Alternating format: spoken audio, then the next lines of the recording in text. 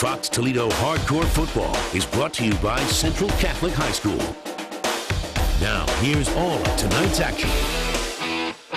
Welcome into a special edition of Hardcore Football. Usually we'd start off with the Jim White Honda Game of the Week. Tonight, though, there's college football. Toledo didn't have much time to get over the heartbreak of almost beating Ohio State last Saturday. Tonight, they had a team with bigger expectations. Boise State, highest-ranked team ever to come to the Glass Bowl, number 4 in the country. UT pumped up.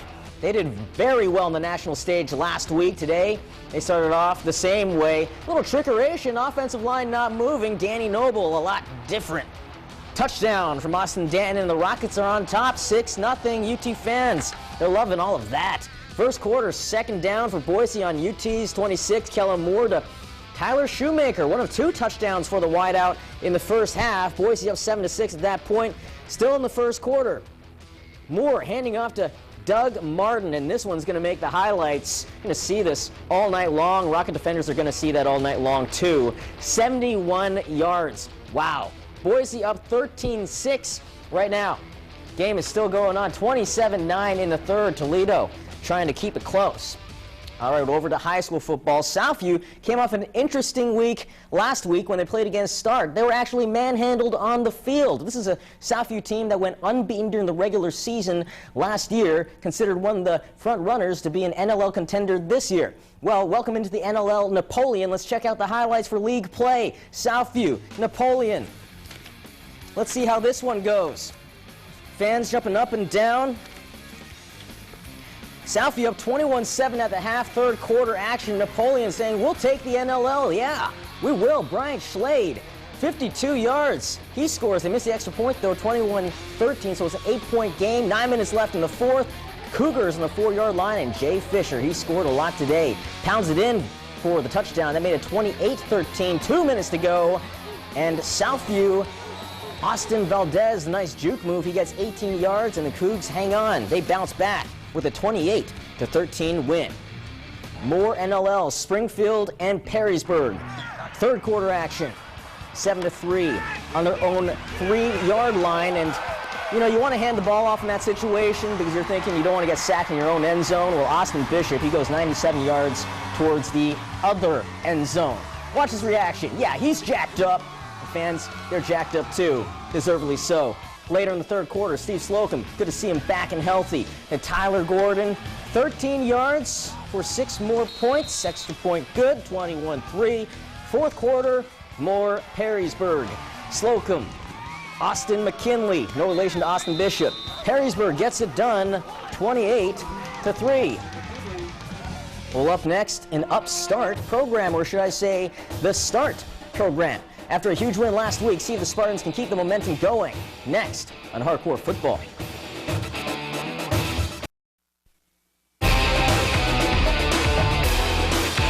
Now back to Fox Toledo Hardcore Football.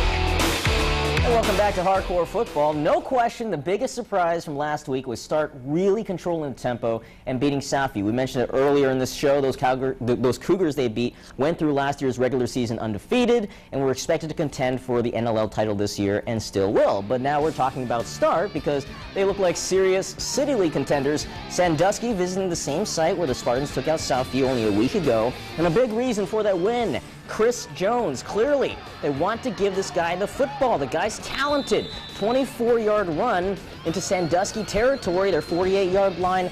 Penalties drove the Spartans back, but on 2nd and 32, why not run the ball again? 2nd and 32, and he gets 57 yards into the end zone. He's just straight up exhausted, lying on the ground. In pain a little bit, but still it's worth it. Ties it at 14s, unfortunately for Start. That was all they got. Sandusky, a lot of points unanswered, 45-14. First week of the track, Clay and Central. Irish have been unbeaten since their opening game, wearing pink numbers to promote cancer awareness early on. Amir Edwards following his blocking all the way into the end zone, 20 yards. Central up 7-0. Clay had to punt the ball back to this fella, Derek Wayland.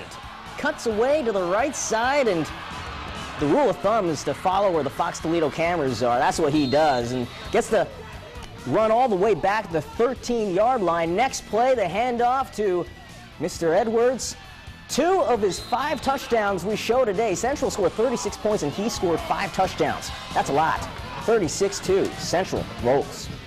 Well, Chris Wormley's a lifelong Michigan fan, and while his decision wasn't really based on that, bottom line, the Whitmer defensive end ended up at Michigan. Now Brogan Roback finds himself in the same boat. Could the St. John's QB end up in the maize and blue? It could happen. Here's this week's Hardcore Recruiting Minute.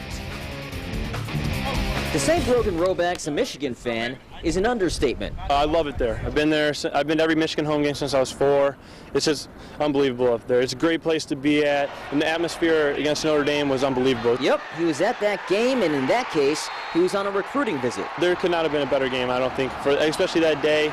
And hopefully there's more to come of those kind of type of games for the visits that I'm going to be going on, and even more Michigan games. That's because Brogan's keeping an open mind. Armed already with MAC offers, including Toledo and Bowling Green, he's caught the Big Ten's attention. Just got done with Michigan, so I'm going to be heading up to Iowa, Kentucky this weekend, Michigan State, Wisconsin, Penn State, and West Virginia. Why do all these schools like him? His head coach makes a pretty flattering comparison. He's got the big-time arm, there's no question about that. He's 6'4".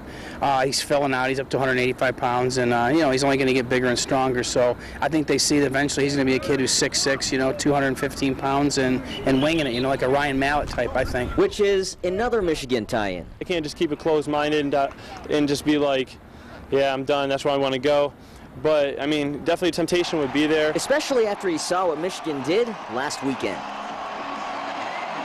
And Brogan says he'll probably wait to make a decision before his senior year. Just a reminder, if you have any pictures from the Friday night craziness, feel free to send them to reportit@foxtoledo.com. You can also send them through all our social media networks or my personal ones on Facebook, Twitter, and Google+. And coming up after the break, we have tons of games, including, well, we'll eventually get to the Jim White Honda Game of the Week, but that's just an example. Stay tuned for more Hardcore Football.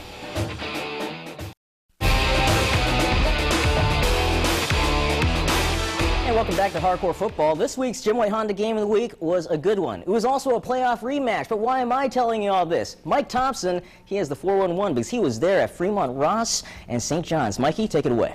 Well, Howie, fans, you may be able to already tell that I am late to getting on the show. Well, that's because we had a barn burner out in Fremont. This one went into double overtime. I'm not going to tell you the winner right now. We'll show you some highlights. Let's head out to Don Paul Stadium in Harmon Field. Take a look at the Giants and Titans game. It was a 45-35 win last year for the Johnnies in the playoffs.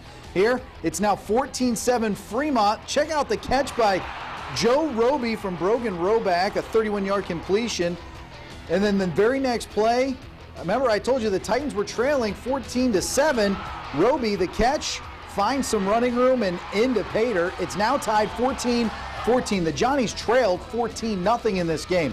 We now go to the fourth quarter, 21-14 Johnnies. Tyler Wolf to the end zone, ties it up at 21. That's how it stood at the end of regulation. It would go into overtime, tied at 21. Each team gets a possession. Whoever scores last, they win. Both teams obviously fired up. Fremont, they've got the first crack, and it's Jabrier Lather from 5 yards out into the end zone, 28-21, Little Giants lead. Fremont gets a chance, though. St. John's gets a chance, I'm sorry. Roback to Dexter Haynes for the score. It was 28-28 after the first overtime. In the second overtime, St. John scores. They go up 35-28, and then they intercept a pass from Fremont to win the game 35-28 in double overtime.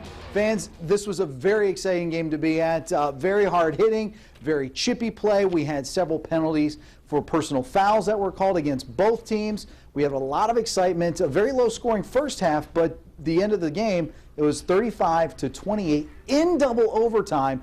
The Titans remain composed, and they go on to beat Fremont in the first game of the track between these two schools. Of course, they'll meet again next year.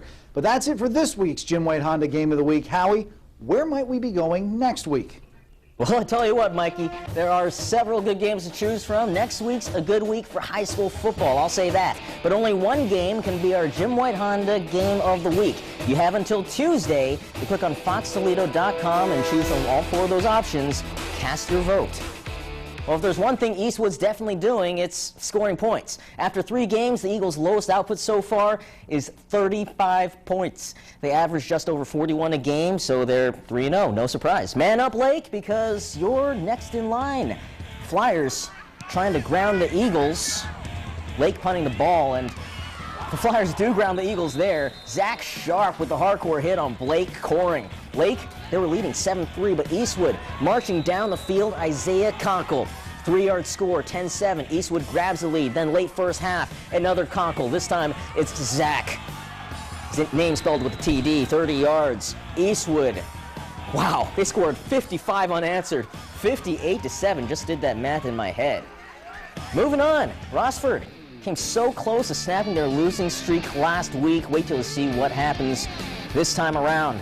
Little referees, cute stuff, always good for TV. Second quarter, Bulldogs down 21-12. Ryan Clay here's it out. Nick Vidra, huge hit there, fumble near the goal line. Refs say he was in before the ball came out, so it's 21-19. It'd be 27-21. They led at the half. First drive, second half, halfback pass in Stolar. Larry Sloan wide open. Rossford's leading 33-21. Losing streak could be done, could be over. Otsego, though, coming back. Ryan Smoyer to Nate Hackworth. Nice grab for the 34-yard score. The Knights score 36 unanswered to win 57-33, 5-7-3-3.